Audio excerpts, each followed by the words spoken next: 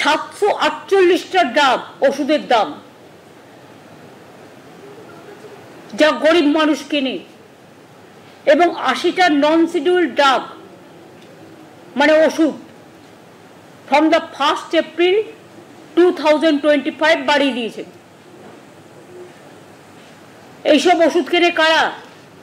গরিব মানুষ, সাধারণ মানুষ, সমাজের যাদের ক্ষমতা নেই বড় বড় হসপিটালে গিয়ে প্রাইভেটে ট্রিটমেন্ট করা, যাদের ক্ষমতা নেই বিদেশে গিয়ে কোটি কোটি টাকা খরচ করে ট্রিটমেন্ট করা, তাদের জন্য এই ওষুধগুলো কাজে লাগে। আমি শকড। আপনারা জানেন আমরা কেন কোলেস্টেরল যে tablet atorvastatin or ezetimibe tablet to control cholesterol মানে হার্ট ডিজিজকে কন্ট্রোল রাখার জন্য 31.8% বাড়িয়ে দিয়েছে, যেটা মানুষের প্রায় 80% মানুষকে খেতে হয়।